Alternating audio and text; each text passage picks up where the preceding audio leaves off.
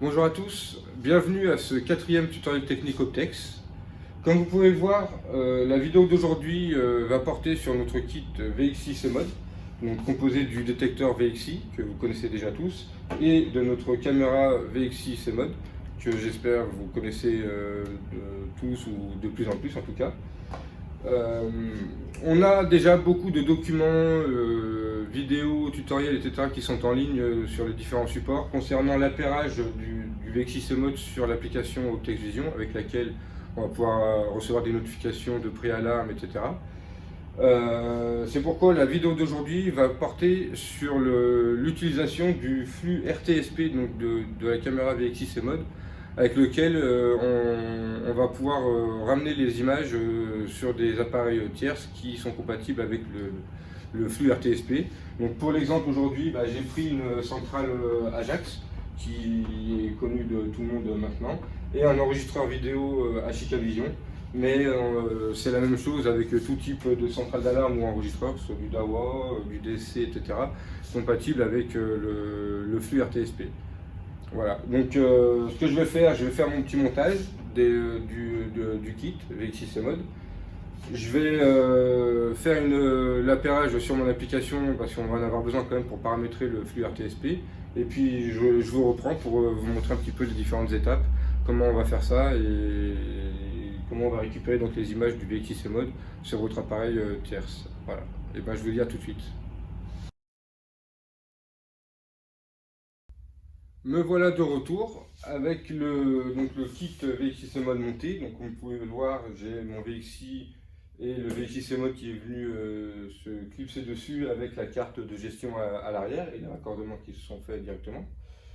J'en ai aussi en profité donc, pour venir l'appairer sur mon application Optex Vision avec ma tablette.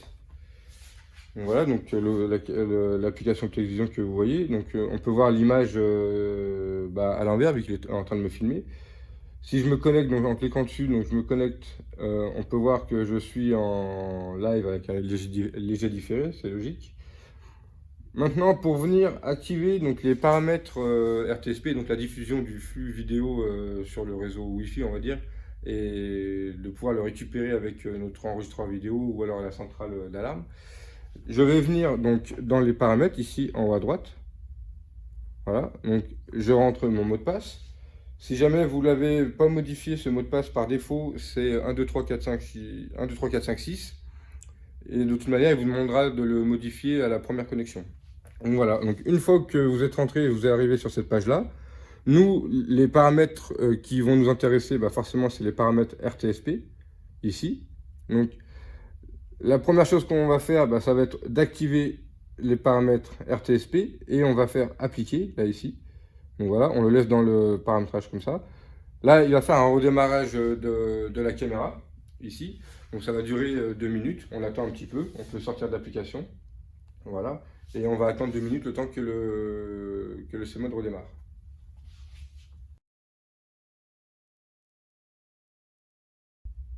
Voilà, donc le CMOD a redémarré.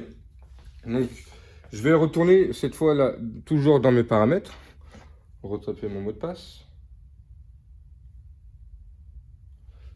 Voilà, je reviens dans mes paramètres RTSP. Donc là, on a les paramétrages qui sont activés, comme vous pouvez le voir. La deuxième ligne, donc paramètres du réseau. Ici, donc vous allez pouvoir venir choisir si votre CMOD va prendre une adresse IP en DHCP. Donc c'est le serveur DHCP du réseau qui va lui affecter son adresse. Ou alors en adresse IP fixe si vous avez une plage d'adresse, une adresse qui est libre et que vous connaissez et que vous savez qu'elle va gêner personne. Voilà. Donc moi je vais le laisser en DHCP pour la démo. Ensuite, la troisième ligne, c'est le port RTSP, donc c'est le port IP sur lequel le CMOD va diffuser la vidéo. De base, comme tout port RTSP, donc on va être sur le port 554. Mais si jamais vous avez des règles sur votre réseau informatique qui bloquent ce port-là, c'est ici que vous viendrez le modifier et vous rentrerez le numéro de port que vous avez mis ici dans l'adresse RTSP qui correspond dans votre enregistreur vidéo ou centrale d'alarme. Voilà, donc moi je vais le laisser par défaut sur 554. Ensuite, on va avoir la quatrième ligne qui est l'URL RTSP, donc le plus important. donc qui va être l'adresse URL que l'on va renseigner dans notre enregistreur vidéo pour accéder aux images de la caméra. Donc, comme vous pouvez le voir, on a le choix sur trois flux différents. Le premier qui est en 1080p, donc le flux maximum qu'on peut avoir avec la meilleure résolution. On peut sinon baisser en résolution avec le flux 720p, donc qui est la chaîne, la deuxième chaîne, la chaîne 1. Et on a encore la possibilité d'avoir une résolution plus petite si jamais on n'a pas beaucoup de réseau, pas beaucoup de débit. Donc on va pouvoir passer sur une résolution VGA. Voilà. Donc moi je vais rester sur le 1080p. Et en bas, vous avez la possibilité de copier l'adresse URL directement sur votre tablette pour venir la copier dans l'application tierce derrière. Voilà. Et la cinquième ligne, donc authentification RTSP. Alors là, ça va être le mode si on veut que l'appareil, donc l'enregistreur vidéo par exemple, se connecte à la caméra au C-mode sans avoir besoin de mot de passe et de login. Ou alors, comme sur une caméra basique, où on va venir lui mettre un login et un mot de passe. Donc, à savoir que si donc, vous mettez en mode digest, donc vous aurez besoin du mot de passe et du login. Le login, donc l'identifiant utilisateur, sera root, R2OT, et le mot de passe, donc c'est celui que vous avez renseigné pour accéder aux paramètres du CMOD. Voilà. Donc, moi, je vais le mettre en digest, comme ça, au moins on est plus sécurisé, on a le mot de passe qui est activé. Et là, je vais revenir faire appliquer, voilà, et on repart pour un redémarrage du CMOD. Là, au moins, on est clair, on sait que les choses sont faites dans l'ordre. Donc, on va attendre 2 minutes, le temps que le CMOD redémarre.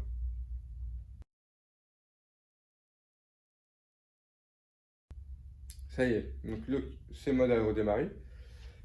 Vous pouvez le voir, donc on est toujours bien connecté, toujours en direct.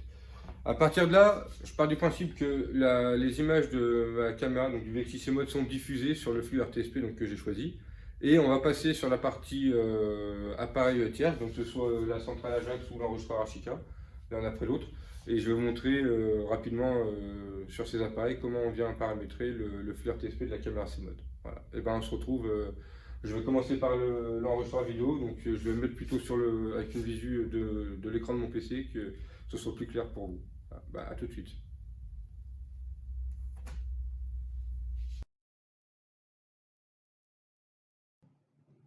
On se retrouve sur la page web de mon enregistreur vidéo Ashika Vision.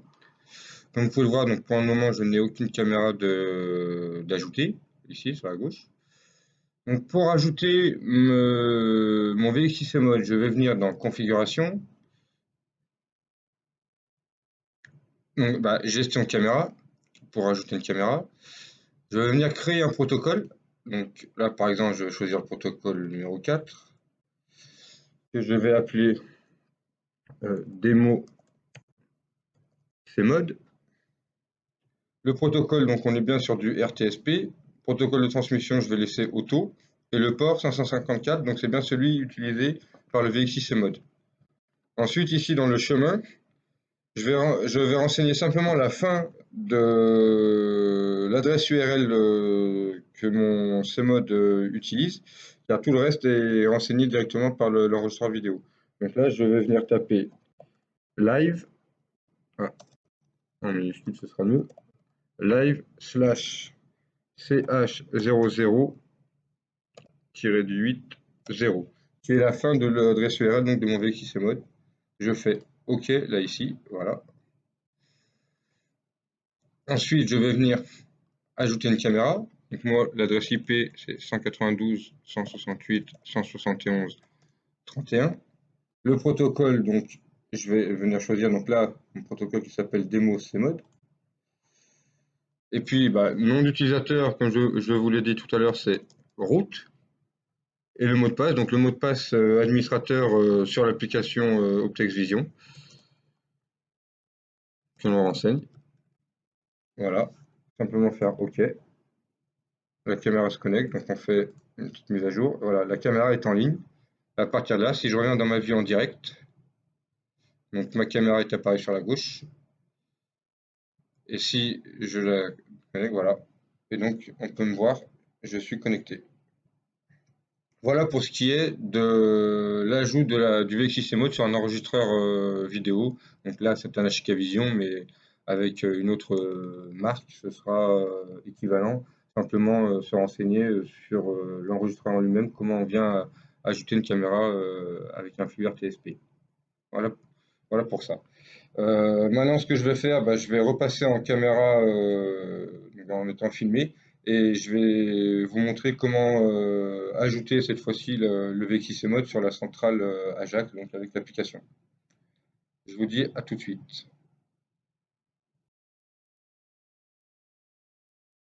De retour donc devant la caméra, cette fois-ci, comme je vous l'ai dit, on va ajouter donc la caméra, le VXC Mode sur la centrale Ajax qu'on a ici.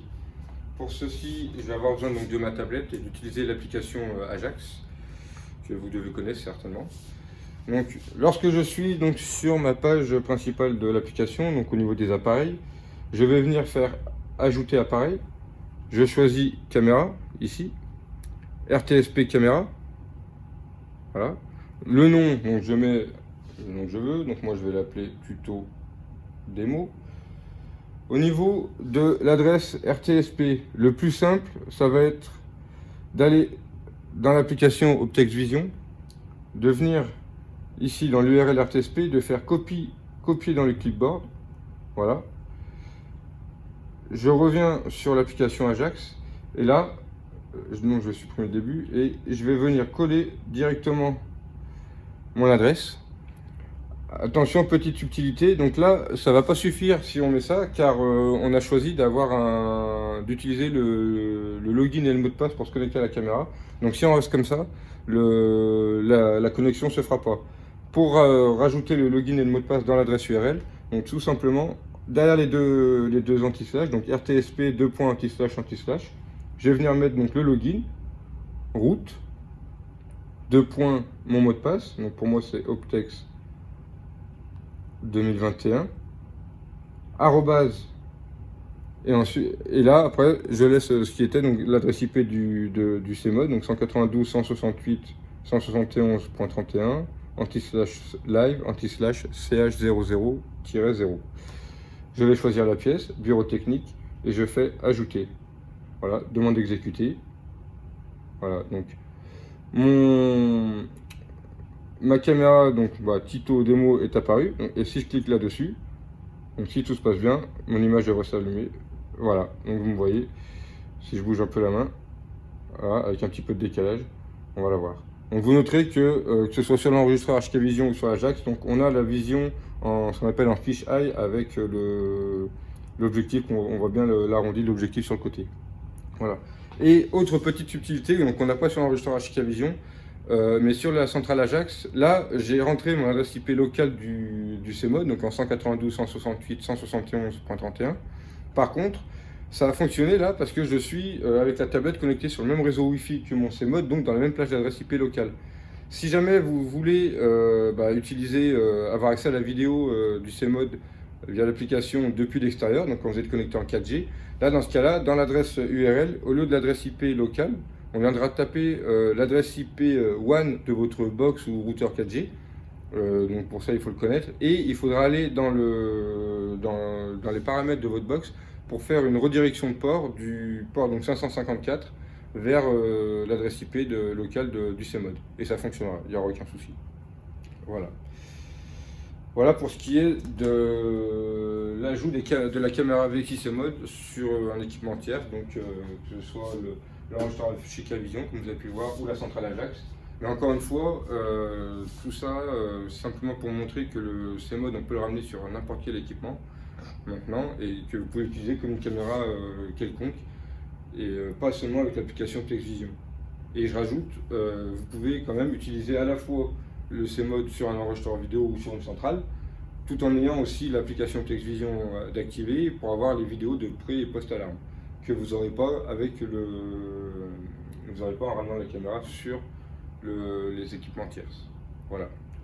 J'espère que cette petite vidéo aura été assez compréhensible et qu'elle vous sera utile. Que ça vous incitera aussi à utiliser peut-être un peu plus le VXC Mode dans des applications que vous n'auriez pas pensé et qui pourraient être bloquées du fait qu'on utilisait seulement l'application Optex Vision. Donc voilà, donc j'espère que ça va vous ouvrir des portes au niveau des nouvelles installations. Pour ma part, je vous souhaite une bonne continuation et je vous donne rendez-vous à la prochaine vidéo d'ici quelques temps, sûrement dans un mois. A bientôt.